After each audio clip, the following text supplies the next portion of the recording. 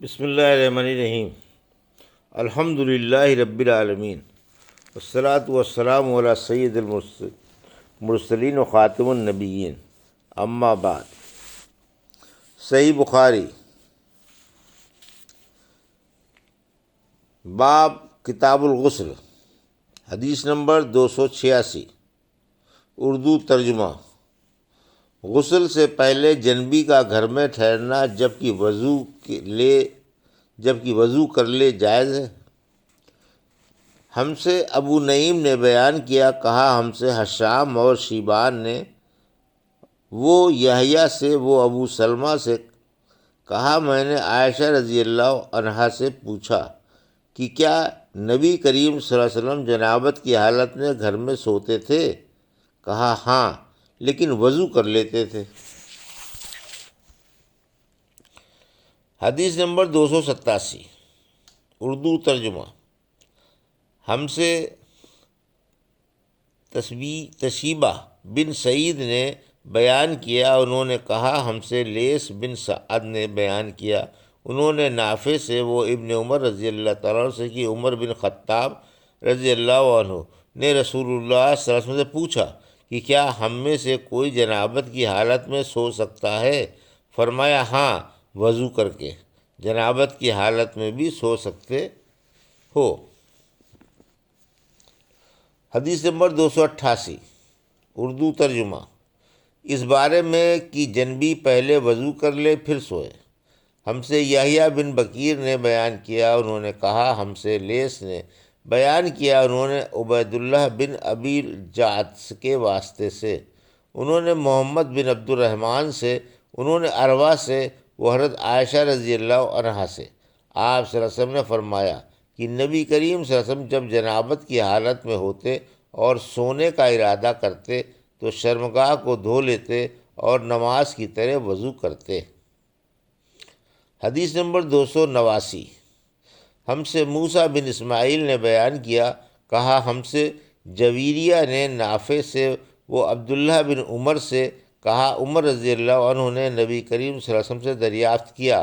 کہ کیا ہم جنابت کی حالت میں سو سکتے ہیں؟ آپ نے فرمایا ہاں، لیکن وضو کر کے۔ حدیث نمبر 290، ہم سے عبداللہ بن یوسف نے بیان کیا، انہوں نے کہا ہمیں امام مالک نے خبر دی، انہوں نے عبداللہ بن دینار سے، انہوں نے عبداللہ بن عمر رضی اللہ عنہ سے، انہوں نے کہا حضرت عمر رضی اللہ عنہ نے رسول اللہ صلی اللہ علیہ وسلم سے عرض کی کہ رات میں انہیں غسل کی ضرورت ہو جایا کرتی ہے، تو رسول اللہ صلی اللہ علیہ وسلم نے فرمایا کہ وضو کر لیا کرو اور شرمگاہ کو دھو کر سو جاؤ۔ حدیث نمبر 291، اس بارے میں کہ جب دونوں خطان ایک دوسرے سے مل جائیں تو غسل جنابت واجب ہے۔ ہم سے معاذ بن فضالہ نے بیان کیا، کہا ہم سے حشام دستوائی نے بیان کیا دوسری سند سے، امام بخاری نے فرمایا کہ ہم سے ابو نعیم نے بیان کیا، وہ حشام سے، وہ قتادہ سے، وہ امام حسن بصری سے، وہ ابو رافع سے، وہ ابو ہریرہ رضی اللہ عنہ سے کہ نبی کریم صلی اللہ علیہ وسلم نے فرمایا جب مرد عورت کے چہار زانوں میں بیٹھ گیا اور اس کے ساتھ جمع کے لیے کوشش کی تو غسل واجب ہو گیا۔ اس حدیث کی مطابقت عمرو نے شعبہ کے واسطے سے کی ہے، اور موسیٰ نے کہا کہ ہم نے ابان نے بیان کیا، کہا ہم سے قتادہ نے بیان کیا، کہا ہم سے حسن بصری نے بیان کیا۔ اس حدیث کی طرح ابو عبداللہ امام بخاری نے کہا یہ حدیث اس باب کی تمام احادیث میں عمدہ اور بہتر ہے، اور ہم نے دوسری حدیث عثمان اور ابن ابی کابس کی صحابہ کے اختلاف کی پیش نظر بیان کی، اور غسل میں احتیاط زیادہ ہے۔ حدیث نمبر 292، اس چیز کا دھونا جو عورت کی شرمگاہ سے لگ جائے ضروری ہے۔ ہم سے ابو معمر عبداللہ بن عمرو نے بیان کیا، انہوں نے کہا ہم سے عبد الوارث بن سعید نے بیان کیا، انہوں نے حسین بن ذکوان معلم کے واسطے سے ان کو یحییٰ نے کہا، مجھ کو ابو سلمہ بن عبد الرحمن بن عوف نے خبر دی، ان کو عطاء بن یسار نے خبر دی، انہیں زید بن خالد جہنی نے بتایا کہ انہوں نے حضرت عثمان بن عفان رضی اللہ عنہ سے پوچھا کہ مرد اپنی بیوی سے ہم بستر ہوا لیکن انزال نہیں ہوا تو وہ کیا کرے؟ حضرت عثمان رضی اللہ عنہ نے فرمایا کہ نماز کی طرح وضو کر لے اور ذکر کو دھو لے۔ اور حضرت عثمان رضی اللہ تعالیٰ نے فرمایا کہ میں نے رسول اللہ صلی اللہ علیہ وسلم سے یہ بات سنی ہے، میں نے اس کے متعلق علی بن ابی طالب، زبیر بن العوام، طلحہ بن عبید اللہ، ابی بن کعب سے پوچھا تو انہوں نے بھی یہی فرمایا۔ یحییٰ نے کہا، اور ابو بن کعب رضی اللہ عنہ سے پوچھا تو انہوں نے بھی یہی فرمایا۔ یحییٰ نے کہا، اور ابو سلمہ نے مجھے بتایا کہ انہیں عروہ بن زبیر نے خبر دی، انہیں ایوب رضی اللہ عنہ نے یہ بات انہوں نے رسول اللہ صلی اللہ علیہ وسلم سے سنی تھی۔ حدیث نمبر 293۔ ہم سے مسدد نے بیان کیا، کہا ہم سے یحییٰ نے ہشام بن عروہ سے کہا مجھے خبر دی، میرے والد نے کہا مجھے خبر دی۔ ابو ایوب نے کہا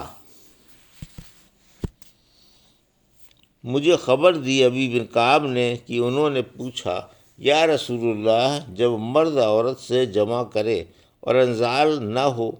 تو کیا کرے؟ آپ صلی اللہ علیہ وسلم نے فرمایا، عورت سے جو کچھ اسے لگ گیا اسے دھو لے، پھر وضو کرے اور نماز پڑھے۔ ابو عبداللہ امام بخاری نے کہا، غسل میں زیادہ احتیاط ہے، اور یہ آخری حدیث ہم نے اس لیے بیان کر دیں تاکہ معلوم ہو جائے کہ اس مسئلے میں اختلاف ہے اور پانی سے غسل کر لینا ہی زیادہ پاک کرنے والا ہے۔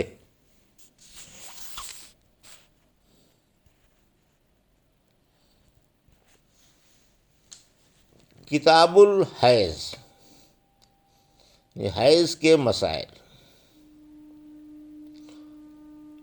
اور خداوند تعالیٰ کے اس فرمان کی تفسیر میں، اور تجھ سے پوچھتے ہیں حکم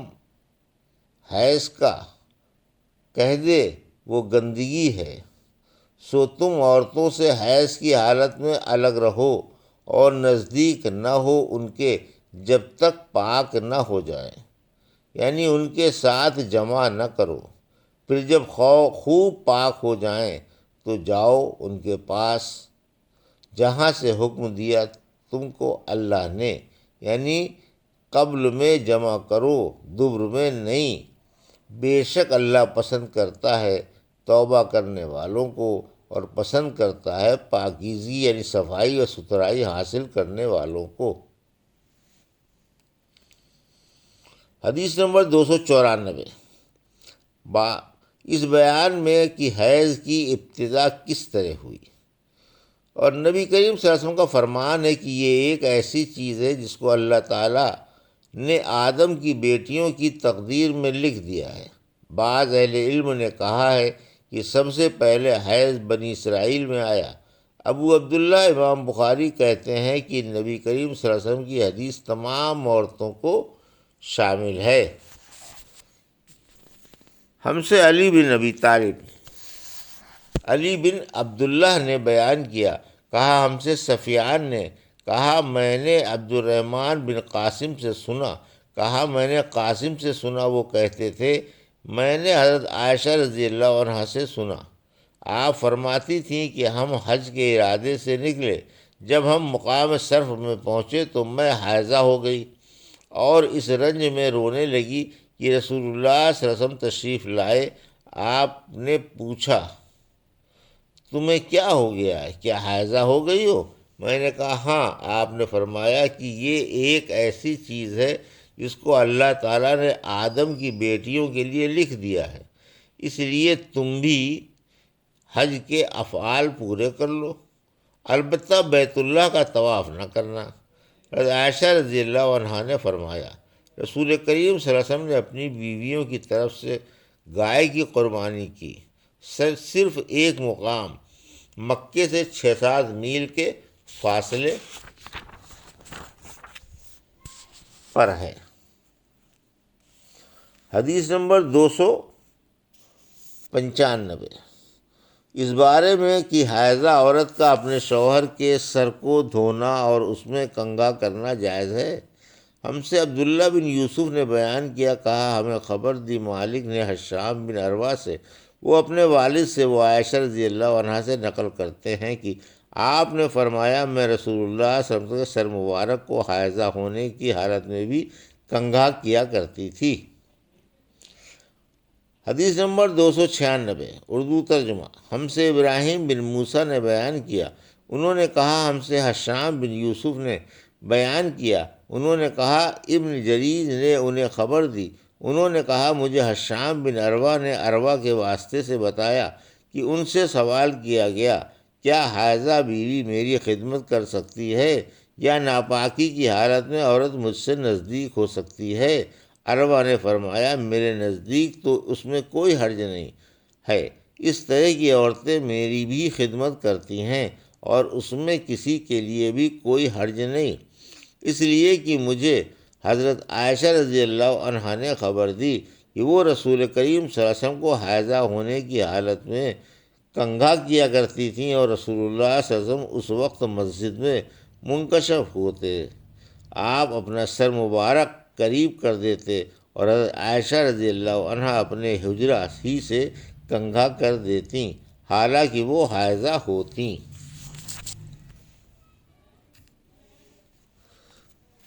ابھی آپ نے صحیح بخاری یہ حدیث نمبر 286 سے 293 تک باب کتاب الغسل اور 294 سے 296 تک باب کتاب الحیض کی حدیثوں کا اردو ترجمہ سماعت فرمایا۔ اللہ سے دعا ہے کہ اللہ ہمیں ان حدیثوں کی صحیح سمجھ عطا فرما اور اس پر زندگی گزارنے کی توفیق عطا فرما، آمین یا رب العالمین۔